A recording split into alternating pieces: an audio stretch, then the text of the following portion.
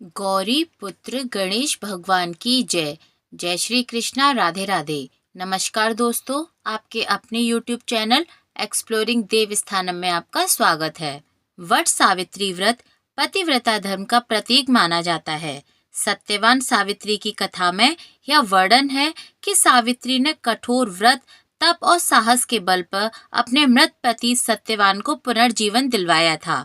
इसलिए यह दिन नारी शक्ति, प्रेम, धैर्य और समर्पण का प्रतीक बन गया है। तभी से सभी सुहागिन महिलाएं पति की लंबी आयु और वैवाहिक जीवन में सुख समृद्धि के लिए इस व्रत को करती हैं। इस दिन वट वृक्ष की पूजा की जाती है। वट वृक्ष को ब्रह्मा, विष्णु और महेश का संयुक्त रूप माना जाता है। वट वृक्ष के नीचे पूजा करने से सभी दोष दूर होते हैं और सौभाग्य बना रहता है। सुहागिन महिलाएं वट वृक्ष की पूजा करती हैं और कथा का पाठ करती हैं। तभी से सभी सुहागिन महिलाएं अपने पति की दीर्घायु के लिए यह वट सावित्री का व्रत रखती हैं और व्रत कथा का पाठ करती हैं। तो आइए जानते हैं वट सावित्री के दिन पढ़ी जाने वाली कथा। भद्र देश के एक राजा थे जिनका नाम अश्वपति था। भद्र देश के राजा अश्वपति के कोई संतान नहीं थी। उन्होंने संतान की प्राप्ति के लिए मंत्रोच्चारण के साथ प्रतिदिन 1,00,000 आहुतियां दी। 18 वर्षों तक यह क्रम जारी रहा। इसके बाद सावित्री देवी ने प्रकट होकर वर दिया कि हे राजन, तुम्हें एक तेजस्वी कन्या प्राप्त होगी। सावित्री देवी की कृपा से जन्म लेने के कारण से कन्या का नाम सावित्री रखा गया। कन्या बड़ी होकर बेहद रूपवान हुई। योग्य वर न मिलने की वजह से सावित्री के पिता दुखी थे। उन्होंने कन्या को स्वयं वर तलाशने को भेजा। सावित्री तपोवन में भटकने लगी। वहां साल्व देश के राजा गुमतसेन रहते थे। उनका राज्य किसी ने छीन लिया था। उनके पुत्र सत्यवान को देखकर सावित्री ने पति के रूप में उनका वरण कर लिया। ऋषिराज नारद को जब यह बात पता चली तो वह राजा अश्वपति के पास पहुंचे और कहा कि हे राजन, यह क्या कर रहे हैं आप? सत्यवान गुणवान है, धर्मात्मा है और बलवान भी है, पर उसकी आयु बहुत छोटी है, वह अल्पायु है। 1 वर्ष के बाद उसकी मृत्यु हो जाएगी। ऋषिराज नारद की बात सुनकर राजा अश्वपति घोर चिंता में डूब गए। सावित्री ने उनसे कारण पूछा तो राजा ने कहा, पुत्री, तुमने जिस राजकुमार को अपने वर के रूप में चुना है वह अल्पायु है। तुम्हें किसी और को अपना जीवन साथी बनाना चाहिए। इस पर सावित्री ने कहा कि हे पिताजी, आर्य कन्याएं अपने पति का एक बार ही वरण करती हैं। राजा एक बार ही आज्ञा देता है और पंडित एक बार ही प्रतिज्ञा करते हैं और कन्यादान भी एक बार ही किया जाता है। सावित्री हट करने लगी और बोली, मैं सत्यवान से ही विवाह करूंगी। राजा अश्वपति ने सावित्री का विवाह सत्यवान से कर दिया। सावित्री अपने ससुराल पहुंचते ही सास ससुर की सेवा करने लगी। समय बीतता चला गया। नारद मुनि ने सावित्री को पहले ही सत्यवान की मृत्यु के बारे में बता दिया था।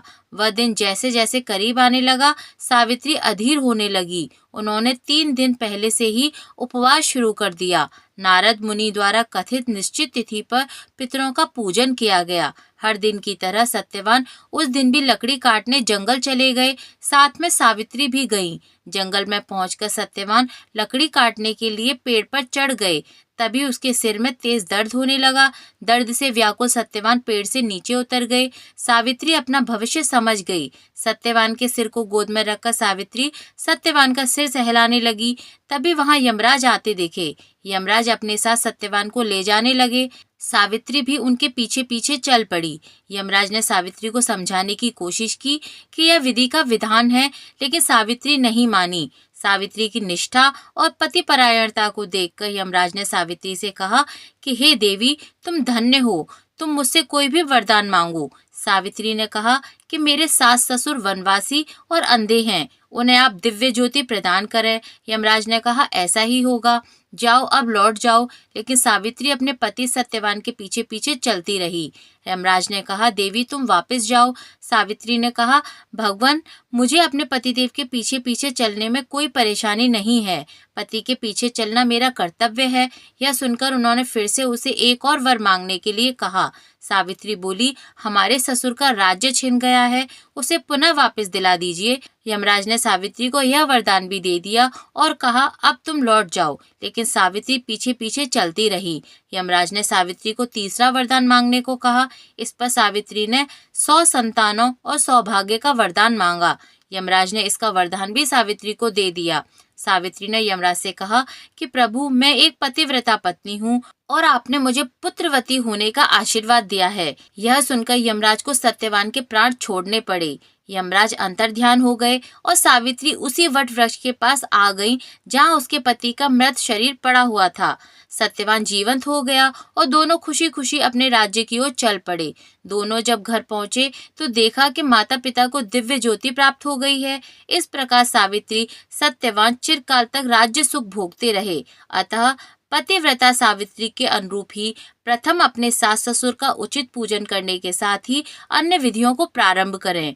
वट सावित्री व्रत करने और इस कथा को सुनने से उपासक के वैवाहिक जीवन या जीवन साथी की आयु पर किसी प्रकार का कोई संकट आया भी हो तो वो भी टल जाता है। तभी से सभी सुहागिन महिलाएं वट सावित्री का व्रत अपने पति की दीर्घायु और निरोगी काया के लिए रखती हैं। आइए अब जानते हैं वट सावित्री के दिन व्रत की पूजा विधि। वट अमावस्या के दिन सुबह जल्दी उठकर स्नान आदि के बाद व्रत का संकल्प लें। महिलाओं को इस दिन मुख्य रूप से लाल या पीले रंग के वस्त्र पहनने चाहिए और 16 श्रृंगार करना चाहिए। इसके बाद शुभ मुहूर्त में वट वृक्ष के समीप जाकर उसका पूजन करें। हल्दी, कुमकुम, अक्षत, सिंदूर, मौली, जल, फल और पूजन सामग्री साथ रखें। वट वृक्ष पर कच्चा सूत लपेटें और 7, 21 या 108 बार परिक्रमा करें। फिर सावित्री सत्यवान की कथा पढ़ें और पति की लंबी उम्र की कामना करें और आशीर्वाद लें। व्रत का पारण अगले दिन जल या फलाहार से करें। इस प्रकार वट अमावस्या के दिन प्रत्येक सुहागिन महिला को अपने पति की दीर्घायु के लिए इस व्रत को अवश्य करना चाहिए और सावित्री सत्यवान की इस कथा का पाठ भी अवश्य करना चाहिए। इससे भगवान उन पर प्रसन्न होते हैं, उनके घर में सुख समृद्धि और उनके पति की दीर्घायु प्राप्त होती है। बोलिए लक्ष्मीपति भगवान श्री नारायण की जय।